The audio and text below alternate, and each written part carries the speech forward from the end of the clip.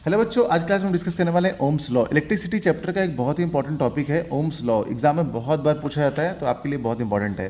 चलिए इसको समझते हैं क्या होता है। देखिए, सबसे पहले हम सिंपल तरीके से समझने की कोशिश करते हैं। हमारे पास एक सर्किट है, ठीक है ना। हमारे पास एक सर्किट है और एक सिंपल सर्किट बनाना सभी बच्चों को आना चाहिए। सर्किट के लिए सबसे पहले आपको बनाना चाहिए एक बैटरी। बैटरी एक बड़ी डंडी, एक छोटी डंडी, एक बड़ी डंडी, एक छोटी डंडी, एक बड़ी डंडी, एक छोटी डंडी। यानी ये एक सेल है, एक सेल, दो सेल, तीन सेल, ये सेल हो गए। एक लाइन इधर खींच दीजिए, एक इधर खींच दीजिए। ये वायर है आपके, और इसको ऊपर लेके चले जाइए, ठीक है ना। यहाँ से इधर आने के बाद आप इसमें कोई भी एक रेजिस्टेंस ऐड कर दीजिए। रेजिस्टेंस का मतलब है कोई डिवाइस ऐड कर दीजिए, और आपने ऐसे बना लिया। ये बन गया सिंपल सर्किट। यहाँ पर एक की लगा दीजिए, ठीक है। जो बड़ी डंडी थी ना, उसको हम बोलते हैं प्लस, ये बैटरी का पॉजिटिव टर्मिनल है आपका, और छोटी वाली को बोलते हैं निगेटिव, ये निगेटिव टर्मिनल है बैटरी का हमारा। ये बैटरी हमारी, ये आपका एक रेजिस्टेंस है जिसको हम आर से दिखा देते हैं यहाँ पर, ठीक। और यहाँ पर अगर बात करते हैं कि ये जो बैटरी है ना, ये वोल्टेज अप्लाई करती है, तो इसको वी बोलते हैं। और यहाँ पॉजिटिव टर्मिनल से निकलती है हमेशा बेटा करंट, और निगेटिव टर्मिनल से निकलते हैं हमेशा इलेक्ट्रॉन। इलेक्ट्रॉन को हम लोग इंडिकेट नहीं करते हैं, लेकिन हमेशा यही सपोज करते हैं, मानते हैं कि इलेक्ट्रॉन जो है हमारे बैटरी के निगेटिव टर्मिनल से निकलते हैं, और करंट हमेशा पॉजिटिव टर्मिनल से निकल के निगेटिव टर्मिनल में आती है। और सीरीज कॉम्बिनेशन में करंट हमेशा सेम रहती है, ये बात ध्यान रखिएगा। अच्छा, अब देखिए समझते हैं ओम्स लॉ क्या होता है। तो ओम्स जी ने ये बताया था कि एट कांस्टेंट टेम्परेचर, यानी कि इस सर्किट का टेम्परेचर आप बार बार छेड़खानी मत करिएगा, टेम्परेचर सेम रख लीजिए, यानी एट कांस्टेंट टेम्परेचर, ठीक है। जो भी करंट इसमें फ्लो हो रही होगी और जितना भी इसमें वोल्टेज अप्लाई हो रहा होगा, वो दोनों एक दूसरे के डायरेक्टली प्रोपोर्शनल होंगे। क्या मतलब इसका? यानी कि आप जितना वोल्टेज अप्लाई करोगे, यानी कि आप जितना ज़्यादा वोल्टेज अप्लाई करोगे, उतनी ज़्यादा करंट फ्लो होगी। छोटी बैटरी लगाओगे तो कम करंट फ्लो होगी, बड़ी बैटरी लगाओगे तो ज़्यादा करंट फ्लो होगी। इतना तो समझ में आ रहा है ना आपको। तो जैसे ही आप देखेंगे यहाँ पर ये पोटेंशियल डिफरेंस ज़्यादा अप्लाई करेंगे तो करंट भी ज़्यादा आएगी। ये डायरेक्टली प्रोपोर्शनल का सिंबल है। यानी कि डेफिनेशन बन गई, देखिए, at constant temperature the potential difference is directly proportional to the current in a conductor. क्या बात है, देख रहे हैं ना आप। बड़ा ही आसान तरीके से समझ में आ गया होगा आपको, है कि नहीं, कि यहाँ पर जितना भी आपका पोटेंशियल डिफरेंस है वो करंट के क्या होगा, डायरेक्टली प्रोपोर्शनल होगा। यानी कि अगर हम कहें करंट बढ़ेगी तो वोल्टेज बढ़ेगा, और वोल्टेज बढ़ेगा तो करंट बढ़ेगी। ये दोनों ही एक दूसरे की क्या है, डायरेक्टली प्रोपोर्शनल है। अब ये आई थिंक इतना तो आप समझ ही गए होंगे, है कि नहीं बेटा। चलिए, अगर आप इतना समझ गए हैं तो चलिए यहाँ पर बात करते हैं हम लोग। यहाँ पर देखिए, Ohm's law states that at constant temperature the electric current flowing through a conductor is directly proportional to the potential difference across two ends of the conductor. यही तो मैंने बताया आपको कि आगे की जितनी भी करंट इसमें फ्लो हो रही होगी, वो पोटेंशियल डिफरेंस के क्या डायरेक्टली प्रोपोर्शनल होगी। तो हम यहाँ पर लिख लेते हैं, हम यहाँ पर बेटा लिखेंगे V directly proportional to I, ये लिखेंगे। और इसके बाद ये डायरेक्टली प्रोपोर्शनल का सिंबल जो है ना, हम हटा देंगे। तो V लिखेंगे, और जब इस सिंबल को हटाते हैं ना, तो एक इक्वल का साइन लगता है, और इसको हटाने के बाद एक कांस्टेंट आता है। तो यहाँ पर R आ गया अपना कांस्टेंट। तो यहाँ पर जैसे ही आप इस प्रोपोर्शनल के सिंबल को हटाएंगे तो आपको इक्वल लगाना पड़ा, और जैसे ही आप इक्वल लगाएंगे तो यहाँ पर एक कांस्टेंट आता है जिसे हमने R बोला है। इसको हम प्रोपोर्शनलिटी कांस्टेंट भी कहते हैं, लेकिन यहाँ पर ये हमारा एक रेजिस्टेंस है, ठीक है ना। तो इस तरीके से हम इसे साफ साफ लिख लेते हैं, जिस तरीके से हम इसे जानते हैं, V equal to I R. सभी बच्चों को पता रहता है V equal to I R. तो यहाँ से ये एक नया फॉर्मूला बन गया है। और यहीं से अगर रेजिस्टेंस के बारे में बात करें कि रेजिस्टेंस क्या होता है, तो आर की वैल्यू आप यहाँ से निकाल सकते हैं। आर क्या हो जाता है, देखिए, आर के बारे में अगर बात करते हैं यहाँ पे, तो रेजिस्टेंस जो आपका होता है वो हो जाएगा V अपॉन आई। अगर आपको डेफिनेशन नहीं आ रही है तो आप बोल सकते हैं कि resistance is the ratio of potential difference to the current flowing in a circuit. इस तरीके से आप इसकी डेफिनेशन बोल सकते हैं, आपको मार्क्स मिल जाएगा। अदरवाइज आपको पता है रेजिस्टेंस होता क्या है। रेजिस्टेंस बेटा वो होता है जैसे आपकी करंट है और करंट सर्किट में फ्लो हो रही है, तो उसकी फ्लो होने की रेट को स्लो करता है। यानी कि जैसे आप दौड़ रहे हैं, देखिए, सिंपल सी सड़क है, आप बहुत तेज दौड़ जाएंगे, लेकिन अगर रोड पे कंकड़ पत्थर पड़े हुए हैं, रोड बन रही है, बड़े बड़े पत्थर पड़े हैं, तो आपकी स्पीड क्या हो जाएगी, स्लो हो जाएगी। तो वो जो आपकी स्लो हो रही स्पीड किसकी वजह से, फ्रिक्शनल फोर्स की वजह से। उसी तरीके से यहाँ पर भी जब हमारी करंट दौड़ती है ना सर्किट में, तो उसके दौड़ने में जो रुकावट आती है, करंट के फ्लो होने में जो रुकावट आती है, उस रुकावट का नाम ही क्या है, रेजिस्टेंस है। आई थिंक आप थोड़ा समझ गए होंगे। वैसे हम ओम्स लॉ की बात कर रहे थे, तो ओम्स लॉ के बारे में चलिए अभी डिस्कस करते हैं। तो यहाँ से हमें पता चल गया कि आखिर ये क्या होता है, ठीक है ना। यहाँ पर V पोटेंशियल डिफरेंस है, I आपका करंट है, R आपका रेजिस्टेंस है, ठीक है। अच्छा, यहाँ पर क्या हमारे लिए बस इतना ही काफ़ी है? नहीं बेटा, इसका एक्सपेरिमेंटल प्रूफ भी आता है। तो चलिए समझते हैं experimental proof of Ohm's law.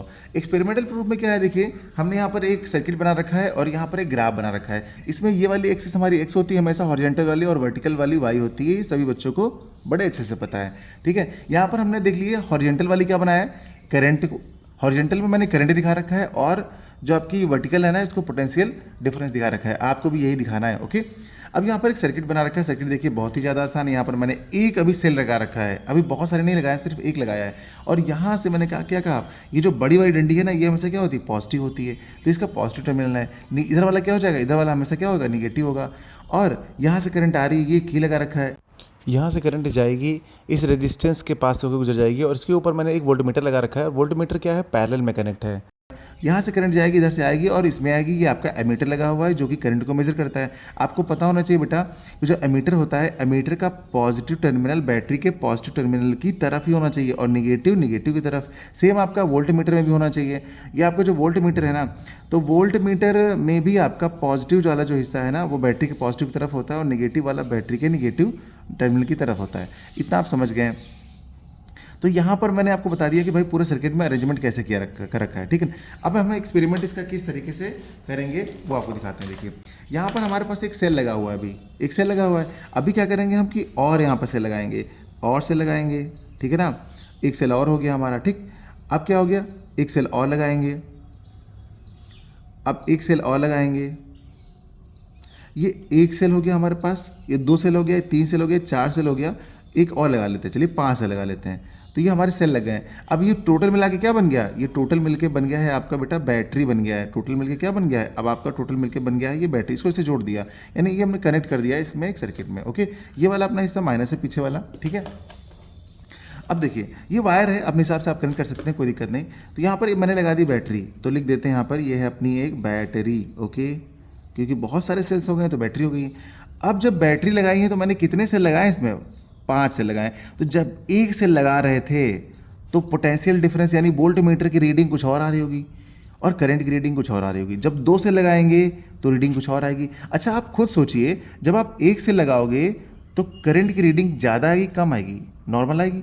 लेकिन जब 2 सेल लगाओगे तो क्या पहले वाले से रीडिंग बढ़ेगी या कम होगी, खुद बताइए आप। बढ़ेगी, जाहिर सी बात है, सही सोचा आपने। क्यों बढ़ेगी भाई, जब एक सेल लगाया तो बल्ब थोड़ा सा कम ग्लो कर रहा था, 2 सेल लगा दी ज़्यादा ग्लो करने लगा, 3 सेल लगा दी और ग्लो करने लगा। वही जैसे गर्मी में पंखा नहीं होता है, ज़्यादा लाइट आती है, ज़्यादा वोल्टेज आता है तो क्या होता है, पंखा तेज चलता है, और कम आता है तो कम धीमे धीमे चलता है। वैसे ही यहाँ पर ज़्यादा बैटरी लगाओगे तो करंट भी ज़्यादा मिलेगी और वोल्टेज भी ज़्यादा मिलेगा, यानी पोटेंशियल डिफरेंस भी आपको यहाँ ज़्यादा रीडिंग मिलेगी। अच्छा, तो अगर ये रीडिंग मिलेगी, अब आपको बताते हैं रीडिंग लिखते कैसे। देखिए अब यहाँ पर देखते हैं कि इसका क्या यूज़ है। यहाँ पर बेटा इसमें यूज़ है कि number of cell used in the experiment. इस एक्सपेरिमेंट में कितने सेल यूज़ किए गए हैं। जब हमने एक सेल यूज़ किया तब क्या होगा, जब 2 सेल यूज़ किए तब क्या होगा, जब 3 सेल यूज़ किए तब क्या होगा, जब 4 सेल यूज़ किए तब 5 सेल यूज़ किए। ये हमको सेल यूज़ किए जब हमने, उसके बाद करंट की रीडिंग कैसे मिल रही है हमको, ये हमको देखना होगा, ठीक है। अपनी मर्जी से आप कोई ऐसा डेटा ले लीजिएगा, ठीक है, जो सिंपल सा फिक्स डेटा हो। वैसे बुक वगैरह में दिया रहता है, मैं आपके लिए एक सिंपल सा डेटा बता रहा हूँ। जब हम लोगों ने एक से लगाया बेटा यहाँ पर, तो यहाँ पर हमें करंट मिली कितनी, 0.2 एम्पेयर की, और यहाँ पर पोटेंशियल डिफरेंस कितना मिला, 1.5 वोल्ट का, ठीक है। उसके बाद जब 2 से लगाए हमने तो जो हमें करंट मिली ना, वो मिली 0.4 एम्पियर की। और उस समय जो यहाँ पर पोटेंशियल डिफरेंस मेजर हो रहा है वो कितना हो रहा है, वो हो रहा है इसका जस्ट डबल, यानी कि 3.0 यानी 3 की। जब हमने 3 से लगा रखे तो हमारे पास जो करंट मिल रही है 0.6 एम्पियर की मिल रही है, और यहाँ पर जो पोटेंशियल डिफरेंस मिल रहा है वो हमें मिल रहा है कितना, 4.5 वोल्ट का। जब हमने 4 से लगाए तो हमें कितनी करंट मिल रही है, 0.8 की मिल रही है एम्पियर की। और यहाँ पर जो पोटेंशियल डिफरेंस मिल रहा है वो कितना मिल रहा है, वो आपका 6 मिल रहा है। फिर जब हमने 5 से लगाए तो हमें यहाँ पर 1 एम्पियर की करंट मिल रही है, और जब हमने यहाँ पर क्या 5 से लगाए हैं तो जो पोटेंशियल डिफरेंस मिल रहा है वो कितना मिल रहा है, वो मिल रहा है आपको 7.5 मिल जाएगा अपना। यहाँ से इस तरीके से आप देखें ध्यान से, ठीक है। तो इस तरीके से हम लोगों ने यहाँ पर एक डेटा बना लिया, बहुत ही ईजी डेटा है ये। अब इसका रेशियो निकालते हैं। रेशियो क्या है, V/I, यानी कि आप V को ऊपर रखेंगे, I को नीचे करेंगे और डिवाइड करेंगे। जब इसमें आप V/I करेंगे तो ये कितना आ जाएगा आपका, 7.5 आ जाएगा। जब आप इसको इससे डिवाइड करेंगे तो यहाँ पर भी क्या आ जाएगा, 7.5 आ जाएगा। जब आप इसको इससे डिवाइड करेंगे तो 7.5 आ जाएगा। यानी आप सबको डिवाइड करेंगे ना तो आपका आंसर जो है 7.5 ही आएगा। सबको, इन सभी को डिवाइड करने पर इतना आ रहा है, यानी ये तो कांस्टेंट है। अब यही चीज़ आपको यहाँ पे रिप्रेजेंट करनी है, तो यहाँ बना लीजिए 1 2 3 4 5 और यहाँ पे लिख लीजिए ये करंट वाला है ना, तो करंट वाली जो ये चीज़ है ना इसको आप नोट करिए। तो यहाँ कितना लिखेंगे 0.2 लिखेंगे यहाँ पर, और यहाँ पे लिखेंगे 0.4, यहाँ लिखेंगे 0.6, 0.8 और 1.0 इतना लिखेंगे। अब उसके बाद क्या करेंगे, ऊपर यहाँ पे बनाएंगे पोटेंशियल डिफरेंस का, 1 हो गया आपका, ये 2 हो गया आपका, ये 3 हो गया, ये 4 हो गया, ये 5 हो गया। ठीक है, यहाँ पर लिख लेते हैं पोटेंशियल डिफरेंस। तो कितना है 1.5 है पहले का, तो हम लिख लेंगे 1.5। दूसरा है आपका 3.0, ये है आपका 4.5, 6.0, 7.5, ये हमने इंडिकेट कर दिया। अब हमको क्या करना है बेटा, अब यहाँ पे हमको मीट कराना है। यहाँ से आप ऊपर जाइए, आप ऊपर जाएंगे ऐसे ऐसे ऐसे, ठीक है, और इधर से इधर चल के आइए इधर, यहाँ पे जहाँ पर भी आपकी दोनों लाइन मिलेंगे ना उसको एक पॉइंट का नाम दे दीजिएगा। फिर इसी तरीके से आप आगे बढ़िए इधर से, और इधर से ऊपर जाइए, आप दोनों तरफ से चल के जाएंगे ऐसे से, उधर भी चल के आइए, जहाँ पर भी ये दोनों लाइन एक दूसरे को इंटरसेक्ट करेंगे वहाँ पे एक डॉट बना दीजिए। फिर सेम काम आप यहाँ पर भी करेंगे, आप सबके साथ ऐसे ही करेंगे, बार बार ऊपर लेके जाएंगे नीचे वाले एक्स एक्सिस से और वाई एक्सिस से इधर लाएंगे, तो जहाँ पर ये मीट करेंगे वहाँ पर आप डॉट लगा देंगे। सिमिलरली आप यहाँ पर भी ये काम करेंगे। तो इस तरीके से अगर आप बार बार करते रहेंगे तो आप देखेंगे थोड़ी देर बाद आपको क्या दिखेगा, सारे डॉट एक ही लाइन में आ रहे हैं ना, ऐसा दिख रहा होगा ना, सारे लाइन आपके एक ही डॉट में आ रहे हैं, एक ही लाइन में आ रहे हैं, मतलब सारे के सारे डॉट। तो इन डॉट से क्या पता चलेगा हमको, देखिए ये जो डॉट है ना, इन डॉट से हमको कुछ तो सीखने को मिलेगा बेटा। क्या सीखने को मिलेगा देखिएगा, ये देखिए पूरी एक स्ट्रेट लाइन बन रही है इस नहीं ओरिजिन से यहाँ पर। तो यहाँ पर इस लाइन से हम लोग को सीखने को क्या मिल रहा है कि जो भी करंट आप बढ़ाएंगे पोटेंशियल डिफरेंस आपका बढ़ेगा। अगर पोटेंशियल डिफरेंस आपको बढ़ाएंगे तो करंट बढ़ेगी, यानी ये दोनों एक दूसरे के डायरेक्टली प्रोपोर्शनल हैं। ठीक है, यानी कि इनका रेशियो क्या होगा, कांस्टेंट होगा हमेशा। देखिए इसका रेशियो क्या निकला, कांस्टेंट निकला है। तो ये अपना ग्राफिकल रिप्रेजेंटेशन है, ये प्रूविंग है, आपके एक्सपेरिमेंटल प्रूविंग है ओम्स लॉ की। तो ये आप सीख चुके होंगे, आई थिंक अच्छे समझ में भी आ गई होगी। सर्किट जब भी आप बनाएगा 5 बैटरी ले लीजिएगा, थोड़ा अच्छा बनेगा। आप 3 लेकर भी बना सकते हैं, कोई ऐसा इशू नहीं है।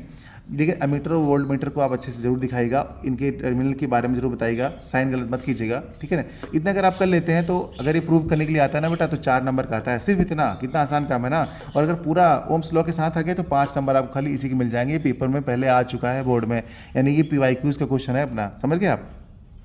तो उम्मीद करते हैं कि आपको समझ में आया होगा। अगर समझ में आया होगा तो आप हमें ज्वाइन कर लीजिए फटाफट। इसी तरीके से इंटरेस्टिंग वीडियोस आपको मिलते रहेंगे। और न्यूमेरिकल की सीरीज़ तो जरूर ज्वाइन कर लीजिए, हमारी स्टार्ट हो चुकी है। उसमें हमने अभी सेकंड न्यूमेरिकल करा लिया है और थर्ड हम कराएंगे कम से कम 15 न्यूमेरिकल, वो भी वेरी इंपॉर्टेंट। तो ज्वाइन कर लीजिए फटाफट, उसको छोड़िए नहीं। ये 15 न्यूमेरिकल करने के बाद आपको उसमें से बोर्ड में पक्का मिलेगा, ये मेरी गारंटी है।